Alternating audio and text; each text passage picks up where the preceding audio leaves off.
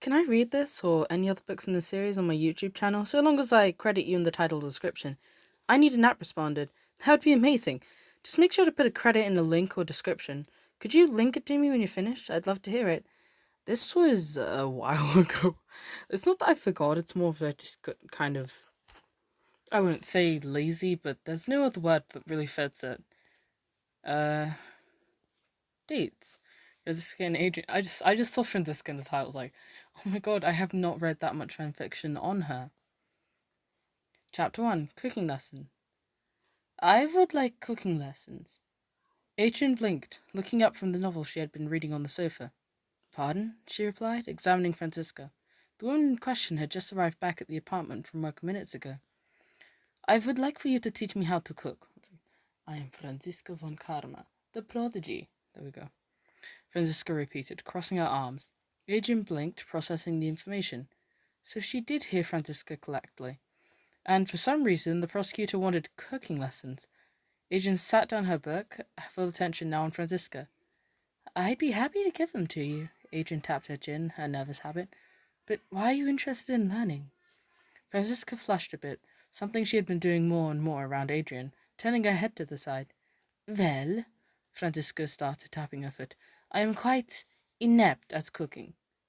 Both Adrian and Francisca's minds went to Francisca's cooking fiasco a few weeks ago during Valentine's Day. And I hate to make you the sole cooker of meals if I am to freeload here. You're not a freeloader, Adrian interrupted. Francisca looked annoyed, looking down. Though it wasn't the kind of annoyance she held for Mr. Rydell Scruffy. No, it was much milder. Scruffy. You don't let me pay rent, Francisca scoffed. That's a freeloader. I don't want to put that burden on you.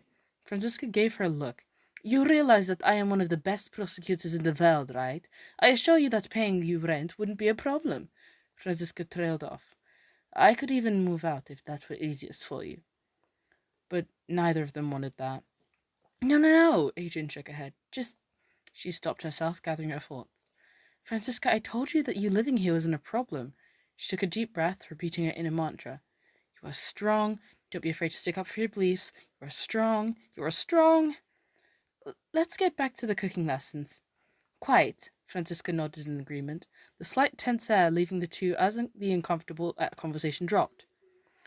So, as I was saying, what's that accent? I feel horrible to just leave you as the sole cook of this apartment. I would like to learn as to lessen the burden on you. A slight blush and an unusual case of no eye contact told Adrian that there was more to this story than Francisca was letting on, but she'd leave it there for now. Sometimes prodding at Francisca wouldn't end well. You're so considerate, Adrian smiled. I'd love to teach you to cook. Francisca smirked and nodded. Great, it's a date. Francisca leaned in, her face getting closer to Adrian's. I look forward to your lessons.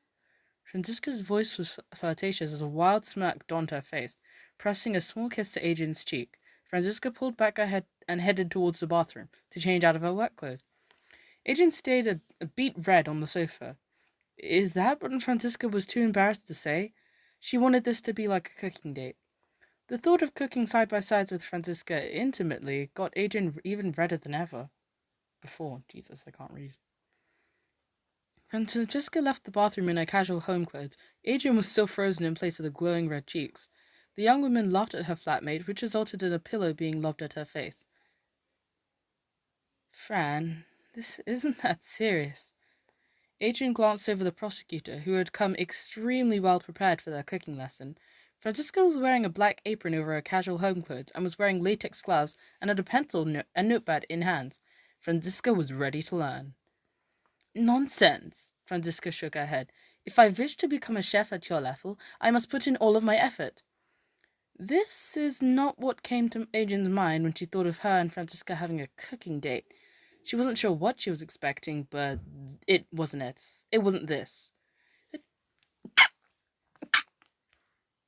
Adrian had to admit, though, it was pretty cute to see Francisca all serious about learning how to cook. Adrian scratched her cheek. Of course. Well, might as well get this lesson on the way. Today we're going to do something fairly easy. We're going to make pancakes. Francisca scribbled into her little notepad. Since the mix is already made, all we have to do is stir together some mix, some water, and some eggs, and then cook it. Seems simple enough, Francisca nodded. Adrian had already set out everything necessary to cook with, so she stepped back and gestured Franziska to the counter. All right, why don't you look at the pancake mix box and figure out how much of everything we'll need? Franziska nodded, placing her notepad down. Why did she have to pick something so easy? Franziska was positively sweating as she approached the counter with all the ingredients. At least if it was something hard, you could excuse any mishaps on the difficulty of the dish, but pancakes? Children made those. Any competent 10-year-old could make these, so if she messed up, Franziska was lower than a child. But Franziska reasoned. An incompetent 10-year-old could make these. There was no way Franziska von Karma, world-renowned prosecuting genius, could fail where drooling, snot-children fingers could succeed. Right? Adrian had cleared the way, allowing for Franziska to approach the counter. Picking up a box of pancake mix, Franziska examined the instructions with critical, scrutinizing eyes. For about 5 pancakes, she would need 2 cups of milk, 1 cup of water, and 1 egg. Ha! How simple! Franziska felt much calmer after reading the instructions. All she had to do was mix them together. First, Franziska measured out 2 cups of mix and a cup of water, making sure to get them to the exact line.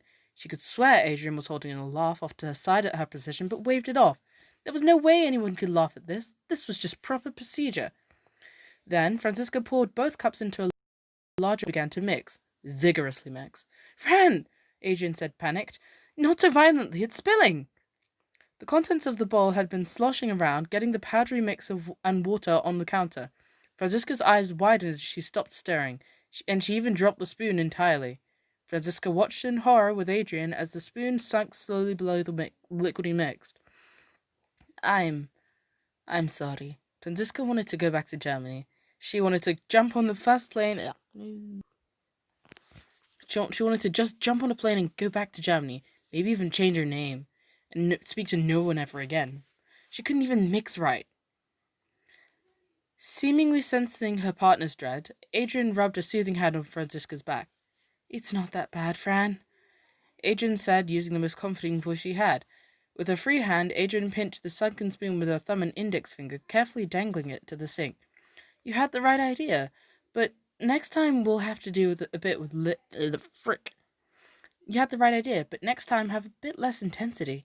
Franziska nodded while Adrian grabbed a new spoon. And don't move your whole arm, just your wrist. Adrian mixed the batter briefly, whisking it while rubbing Franziska's back. Franziska, feeling a bit comforted by Adrian's tone and back rubs, examined the way Adrian stared. Ah, I see. So. She gently reached out and took the spoon from Adrian. She began to whisk it the way Adrian had, holding the bowl steady with her other hand, and while her stirring was still sloppy, it was still better than before. See? It all worked out, Adrian pecked Franziska's cheek. You're just not that good because you haven't practiced. Adrian gave Franziska a blinding smile. Her words and actions were very reassuring to Franziska, who smiled in return. You're right. Franziska turned back to the bowl with a newfound confidence. I think I can do well with your guidance now. She reached out and grabbed an egg, cracking it against the side of the bowl in one swift, quick, confident motion. She let the yolk fall all in. Ah, Fran!